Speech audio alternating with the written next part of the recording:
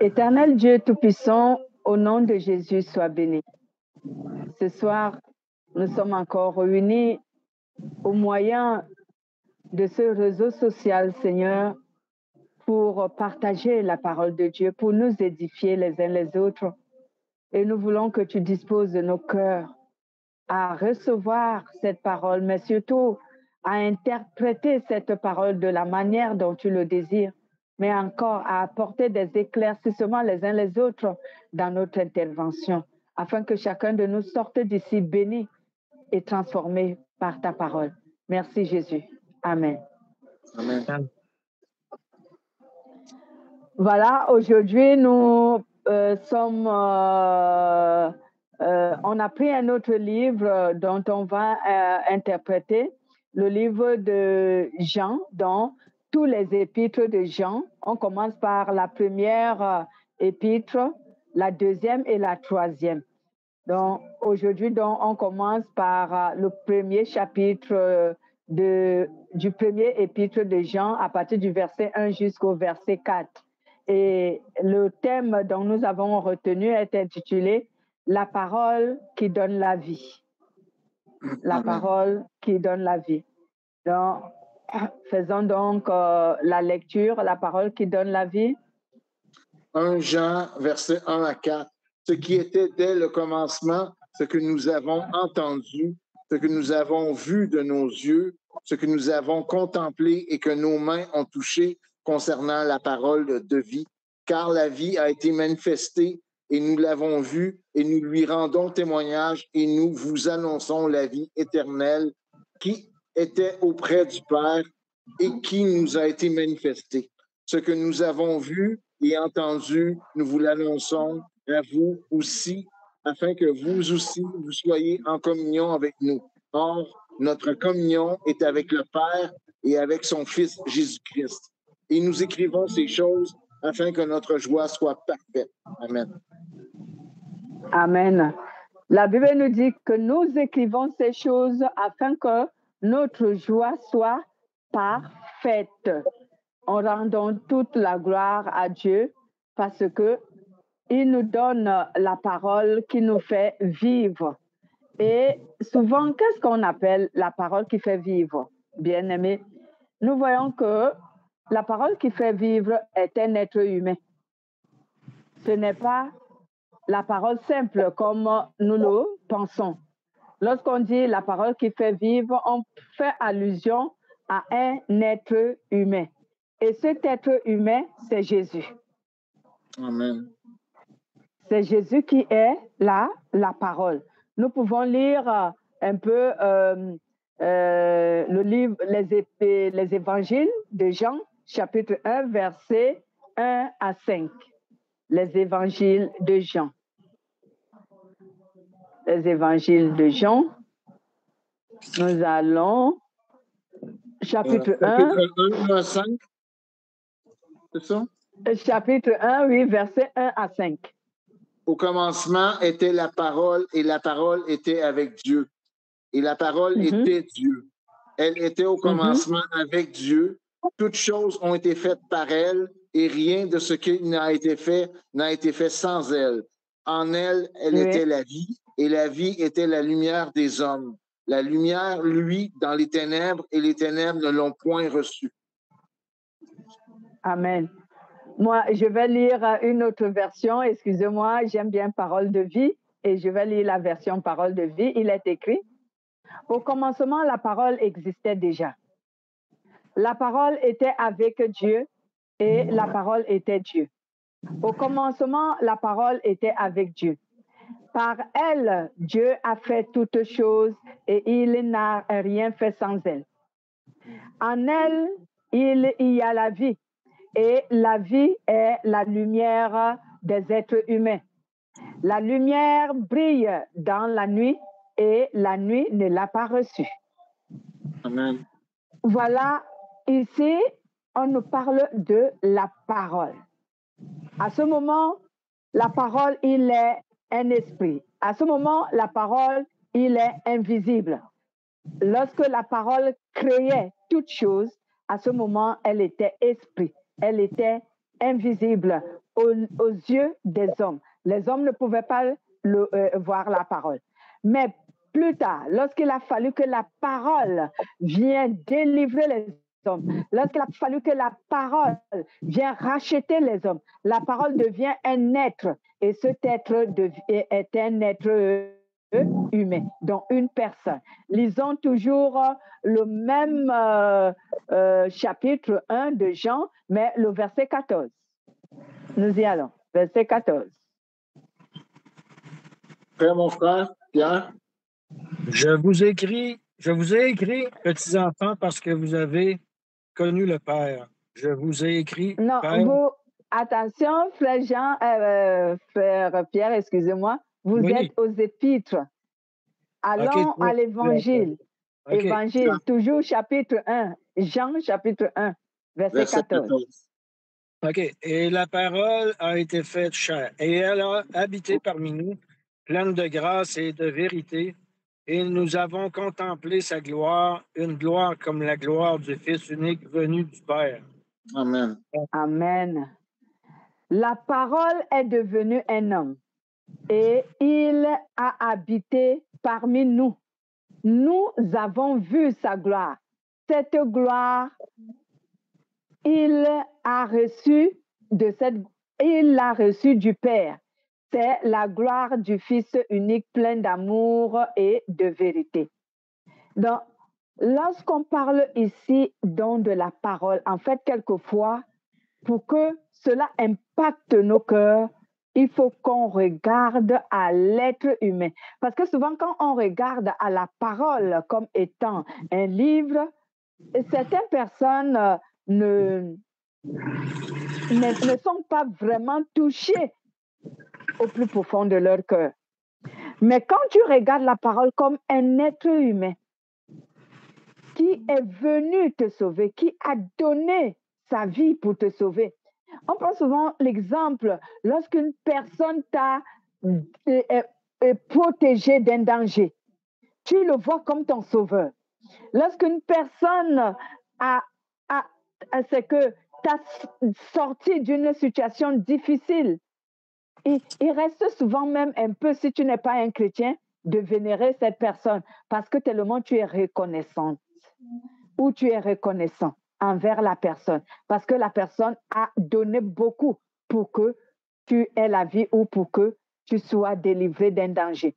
Donc, nous aussi, pour que la parole nous impacte, quelquefois, j'interpelle les gens à ne pas la regarder comme tout simplement une petite écriture, comme les gens la prendraient comme une petite écriture qui est dans un livre, mais regarde la parole comme un être humain qui s'est donné pour toi. À ce moment, je pense que tu auras plus de considération pour la parole que tu en avais avant. Oui. Voilà. Donc, lorsque Jean parle ici de la parole, lui, il ne parle pas trop dans le contexte de regarder la parole comme une écriture. Il parle dans ce contexte où il faut regarder la parole comme un être humain qui a donné sa vie pour nous sauver. Et je comprends le contexte de Jean. Lorsque tu regardes Jésus, lorsque tu regardes la parole de Dieu comme étant Jésus, comme étant un être humain qui avait la chair et le sang comme toi, mais qui se livrait à la souffrance pour toi, je pense que tu es souvent touché dans ton cœur par reconnaissance, par gratitude pour cette personne. Amen. Donc, c'est ce que Jean veut susciter dans le cœur des lecteurs de son livre. Lisons un peu également Actes chapitre 4, verset 12. Le livre des Actes.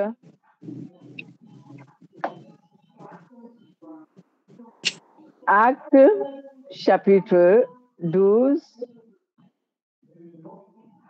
Verset 4. Le livre. Ouais, chapitre 4, verset 12. OK. C'est ça que j'avais entendu au début. 4, 12. Pas 12. 4. Oui, 4, 12. Serge, c'est avant moi. Vas-y. Il n'y a de salut en aucun autre, car il n'y a pour le ciel aucun autre nom qui a été donné parmi les hommes, par lequel nous devions être sauvés. Amen. Amen. C'est lui le seul qui peut nous sauver. En effet, dans le monde entier, Dieu n'a donné aucun homme, Dieu n'a donné aux hommes personne d'autre pour nous sauver que le Christ, Jésus. Donc, Jésus est donc la parole qu'il délivre les hommes. Il n'est pas resté une écriture, un verbe pour que nous n'ayons pas confiance en lui. Il a pris le corps d'un homme. La parole est devenue une chair.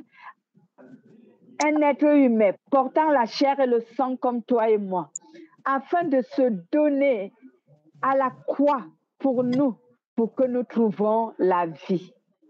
Donc, lorsque tu crois à la parole, et je reviens là-dessus, pour qu'elle ait de l'impact dans ton cœur, pour qu'elle manifeste une puissance de reconnaissance, de gratitude envers Dieu, il faut que tu regardes à la personne de Jésus. Ne regarde pas la parole comme une écriture, comme un livre, comme seulement un esprit, mais regarde-la comme une personne qui est venue te racheter du prix de son sang pour que toi, aujourd'hui, tu aies la vie. Les apôtres ont connu ce témoignage et c'est pourquoi ils nous annoncent ce témoignage. C'est pourquoi Jean nous dit ici, je témoigne Jésus en tant qu'être humain qui est venu nous sauver parce qu'il n'y a pas d'autre qui puisse nous sauver. Un autre être humain ne peut pas nous sauver. C'est pourquoi lui-même, Jean confirme également, toujours dans les évangiles de Jean, chapitre 14 au verset 6, il dit, je suis le chemin, la vérité et la vie, et nul n'arrive au Père que par moi. Donc, cela voudrait dire que aucun être humain, peu importe son niveau de spiritualité, ne peut être notre sauveur que le Christ. Aucun être humain ne peut nous sauver. Qu'il ait créé une religion ou qu'il ait été enlevé, je ne sais quelle spiritualité il a fait, mais aucun être humain ne peut nous sauver en dehors de Jésus. C'est pourquoi aujourd'hui, si tu es religieux, je ne sais dans quelle religion tu es, si tu ne crois pas à la personne de Jésus-Christ, tu ne seras pas sauvé. Je suis vraiment un peu triste de parler souvent comme ça parce que cela ne plaît pas à certaines personnes de savoir que leur religion ne peut pas les sauver. Et déjà, pour vous dire, une religion ne sauve pas. C'est un être humain qui sauve. Et le seul, c'est Jésus. Donc, ton église ne va pas te sauver. Ta religion ne va pas te sauver. Ton prophète ne va pas te sauver. Ton pasteur ne va pas te sauver. Ton prêtre, ta prophétesse là, hein, ton visionnaire là, ton apôtre, hein, ton bishop, il ne va pas te sauver. Le seul qui sauve, c'est Jésus. Amen. Le seul. C'est lui qui sauve. C'est ce que Jean veut nous faire comprendre. Que arrêtons de suivre les hommes, mais suivons un unique homme, Jésus. Parce que c'est lui qui sauve. Arrêtons de nous confier et de nous abandonner à la religion. La religion ne va pas nous sauver. Même notre christianisme ne sauve pas. C'est Jésus qui sauve. Ouais, ça dit, nul ne va au Père que par Jésus. Que par Jésus. Parce qu'aujourd'hui, beaucoup de chrétiens vivent le christianisme, mais ils ne vivent pas une relation avec Jésus. Mais ils vivent le christianisme. Et comprenez bien cette nuance dont je veux faire allusion, dont je veux que nous comprenions. Beaucoup se fient à leur religion. C'est pourquoi tu entendras quelqu'un dire, oh, moi, je suis des églises de réveil. Hein? Moi, je ne peux pas quitter l'église de réveil. Mais ton église de réveil ne sauve pas. C'est Jésus qui sauve. Cherche Jésus et non l'église de réveil. Oh, moi, je ne peux pas quitter le catholicisme. Je suis catholique, de père, de mère et tout. Je mourrai catholique. Ah ben, tu vas te retrouver en enfer si tu meurs catholique. Parce que catholicisme ne sauve pas. Oh ben, moi, je suis protestant. Jamais je ne changerai. Et non, ce n'est pas ce qui sauve. En d'autres termes, la religion ne sauve pas. Nos dénominations que nous avons ne sauvent pas. Nos pasteurs ne nous sauvent pas. Nos bishops, nos évêques ne nous sauvent pas. Donc, si tu veux être sauvé, regarde à une seule personne à qui Dieu a confié le salut pour les hommes, c'est Jésus. Si tu regardes à la personne de Jésus, si tu crois en Jésus-Christ, si tu deviens disciple de Jésus-Christ, alors tu seras sauvé. Mais si tu es disciple d'une religion, disciple d'un pasteur, disciple d'une église, tu ne seras pas sauvé. Il y a souvent nuance à cette compréhension de la Bible, où beaucoup de gens, c'est pour cela que l'apôtre Pierre dit dans sa parole en disant, c'est dans l'église que commencera le jugement. Pourquoi il le dit? Il le dit parce que beaucoup de personnes ne comprennent pas que ce n'est pas l'Église qui le sauve. Ce n'est pas parce qu'il est fidèle dans l'Église qu'il sera sauvé. Non. Il sera sauvé parce qu'il est disciple de Jésus. C'est à ce niveau que le Saint-Esprit nous veut. Il veut que nous devenions disciples de Jésus, enfants de Dieu, et non disciples de mon Église et serviteur de mon Église. Non, il faut être serviteur de Dieu, enfant de Dieu et disciple de Jésus-Christ. C'est ce que nous devons être. Donc, si tu es musulman, Mohamed ne va pas te sauver. Si tu es bouddhiste, Bouddha ne va pas te sauver parce que Bouddha n'a pas reçu le pouvoir du salut. Ce n'est pas lui qui donne le salut. Et si tu es dans les religions hindouisme, donc tu ne seras pas sauvé. Ou c'est Krishna. Krishna ne va pas te sauver. Le seul qui sauve, c'est le Christ Jésus. C'est lui qui a reçu le pouvoir du salut pour délivrer les hommes de la mort et du péché afin de les conduire à la vie éternelle. Donc la vie éternelle ne vient que de Jésus-Christ. Elle ne vient pas d'une autre personne ou d'une autre congrégation ou je ne sais quoi à quoi nous pensons. Elle ne vient que de Jésus. C'est pourquoi j'interpelle et j'exhorte les chrétiens, arrêtons de se faire la guerre. Ma religion, elle est la meilleure. Ah, mon pasteur, il est le plus fort. Il est dans la... Non, arrêtons ça, ça ne sauve pas. La seule vérité, c'est le Christ. Cherche à avoir une relation personnelle avec Jésus-Christ. Si tu cherches à avoir une relation avec Jésus-Christ, alors sache que tu recevras de Jésus son esprit parce qu'il va te le donner et tu es donc quelqu'un qui sera sauvé. Si l'esprit de Jésus est en toi et qu'il demeure en toi, autant pour moi, jusqu'à la mort. Mais si tu pars seulement dans l'église, assister aux réunions, ce que je ne contredis pas parce que c'est normal, si tu vas seulement pour faire ta présence, donc ton acte de présence dans l'église, ou alors tu sers Dieu de manière volage, tu ne sais même pas quel est le Dieu que tu sers, parce que je me suis rendu compte qu'il y a des chrétiens qui, soi-disant, ils servent Dieu, mais ils ne savent même pas quel est le Dieu qu'ils servent. Et ils ne savent même pas comment Dieu aimerait qu'ils le servent. Donc, ce que nous apprenons aujourd'hui n'est pas très long.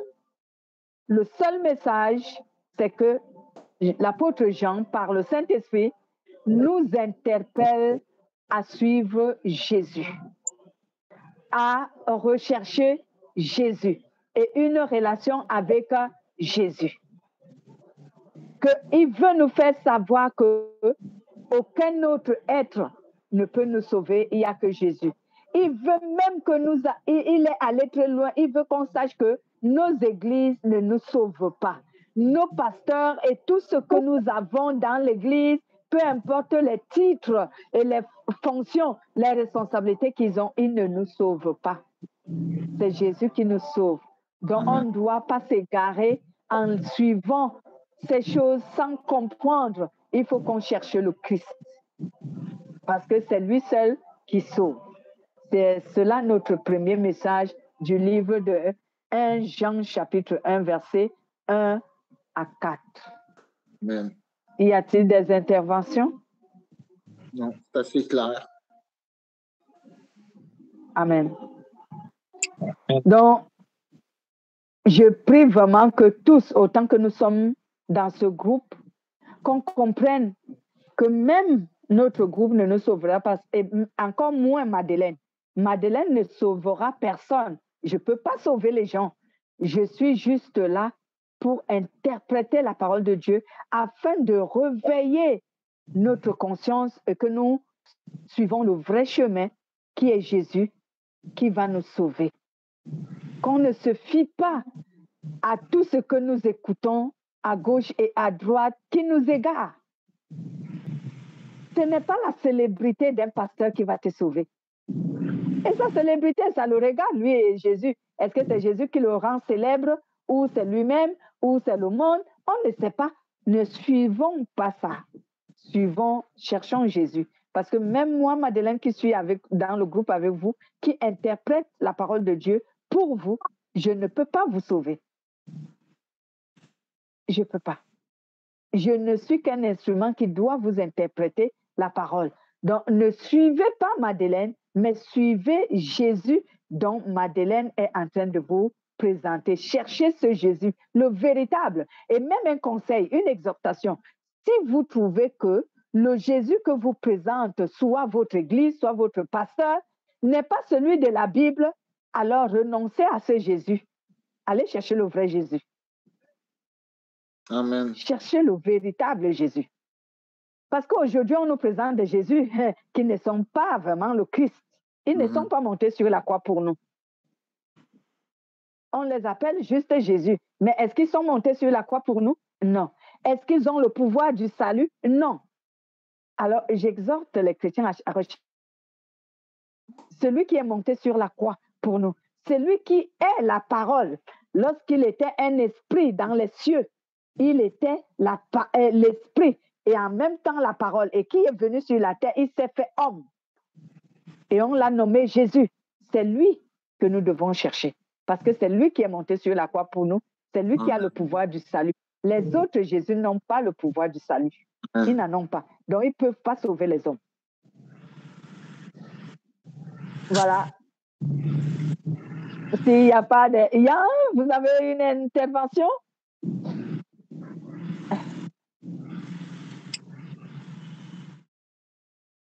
Son micro, il ne marche pas bien. Il est dans la voiture. Il va essayer. Voilà. Oui, est-ce que vous m'entendez? Oui, on t'entend. Excusez, c'est un petit bruit de fond, là. Oui, j'ai vraiment aimé ça, ça m'a parlé. Le fait de voir la parole, pas comme une écriture, mais comme une personne, ça m'a vraiment marqué. La manière, après ça, de lire la Bible, je pense que ça va faire toute une différence, pour vrai, là. De vraiment... Parce que, tu sais, une relation avec Jésus, c'est une personne, Jésus. Fait que la parole, c'est une personne, c'est plus la considérer comme une personne à part entière. Puis ça l'aide aussi à la avec Jésus dans notre relation, à l'approfondir puis à développer plus. C'est vrai, je serais d'accord. Amen. Amen. Bonne intervention. C'est vrai. Bonne intervention, vraiment, c'est vrai. Parce que très souvent, on se gare à ce niveau. On regarde la parole juste comme une écriture. Et cela ne nous impacte pas vraiment beaucoup. Ça ne nous touche pas beaucoup. Mais lorsque tu commences à considérer la parole comme un être humain qui s'est sacrifié pour toi, comme je disais au départ, lorsqu'un être humain se sacrifie pour toi, tu es très reconnaissant. Lorsqu'un être humain te fait du bien, tu es souvent très reconnaissant et cela marque, cela impacte ton cœur. Que tu ne peux pas oublier cet acte qu'il a fait pour toi. Alors, si c'est de cette manière qu'on commence à regarder la parole, on va aimer la parole. Même lorsqu'elle viendra nous reprocher notre conduite, on va toujours l'aimer parce qu'on va se souvenir de ce que la parole a fait pour nous, de ce que cet homme a fait pour nous. Ouais. Très bien. Amen. Amen. Amen. Le fait que quand on voit la parole comme une personne et non comme juste une écriture, c'est l'empathie aussi, la compassion va venir, elle va intervenir. Parce que lorsqu'on voit la souffrance, qu'est-ce que Jésus a vécu pour nous, les meurtrissures qu'il a vécu pour le sacrifice qu'il a fait par amour pour nous, on a beaucoup plus conscience, ça a le plus d'impact dans notre vie, comme tu as dit tantôt, que si on verrait juste l'écriture comme une écriture. Ouais, c'est ça. Merci. Frère Pierre, vous allez prier pour clôturer notre réunion. On ne sera pas long aujourd'hui. Ça ne sera pas notre plus long. Ouais. Alors, Seigneur, encore une fois, tu viens nous enseigner ce qu'on a besoin d'entendre. Puis, je te remercie pour ça. Je t'ai remis ma vie. J'espère que d'autres le feront aussi. Puis, j'en doute pas non plus. Alors, Seigneur Jésus, on se laisse aller dans tes bras qui sont ouverts puis qui nous entourent. Puis, tout ça, la chaleur que tu nous apportes. Fait que tout au long de la semaine, on va être une semaine sans se reparler en direct, tout notre groupe. Je te demande de nous accompagner, de nous bénir, puis de nous donner ce qu'on a besoin d'entendre et de recevoir. Puis on est à ton service aussi, Seigneur Jésus. Ne cesse pas de nous utiliser. Je te demande de nous accompagner aussi si on a des démarches à faire. Fait que je te demande de nous bénir tous aujourd'hui dans le nom de Jésus. Amen. Amen. Amen. Trouvons le vrai Jésus. Bonne soirée. Trouvons tous le vrai Jésus. Puis concentrons-nous au discernement de trouver le bon Jésus, puis d'écouter ce qui nourrit vraiment, puis de rejeter ce qui ne nourrit pas. Parce que il y a beaucoup d'aveuglement ces temps-ci, il y a beaucoup d'enseignements, il y a beaucoup de choix, mais il faut faire attention à ce qu'on écoute, puis où qu'on se nourrit, la nourriture où on va la chercher. Amen. Amen. Passez une bonne semaine. Peux-tu juste faire une petite prière de protection avant qu'on parte pour tout le monde? Parce que tu as dit quelque chose, Christian, que si l'ennemi attaque beaucoup, il faut vraiment qu'on puisse s'équiper des vêtements et s'équiper des armes de la parole. Oui, d'accord, ouais. C'est correct. C'est correct. Père, que tu puisses nous protéger. Je déclare sur chacun d'entre nous, puis même ceux qui ne sont pas là, Seigneur, que toute arme forgée contre nous sera nulle et sans effet. Seigneur, je te demande d'un cœur sincère, d'un cœur humble, Seigneur, de nous protéger tout au long de la semaine. De nous attaquer, pas physiquement, Seigneur. Je te prie de nous donner la bonne direction. Que les pierres qui sont sur notre route, que les obstacles qui sont sur notre route, Seigneur, que tu puisses nous en servir pour en faire un pont vers ta direction. Seigneur, tu es le chemin, la vie et la vérité. Je te prie de continuer de nous guider vers ton chemin, Seigneur. Vers toi, Seigneur, de plus en plus. Merci pour ta protection. Seigneur, je te demande de nous protéger, de pas qu'on puisse tomber, puis vraiment nous guider, Seigneur. Amen. Amen. Amen, mon frère. OK. Bye-bye. Soyez tous bénis. Bonne semaine. OK. Ciao. Bonne route. Sois béni, Yann. Merci, mon frère. Merci pour la journée. Ah, cool. On se reparle. À bientôt. Bye. Salut. Bye. Ciao. Salut. Hey, salut, mon frère Peter. Mon frère Peter, qu'est-ce qu'il fait de bon, mon frère Peter? Hey.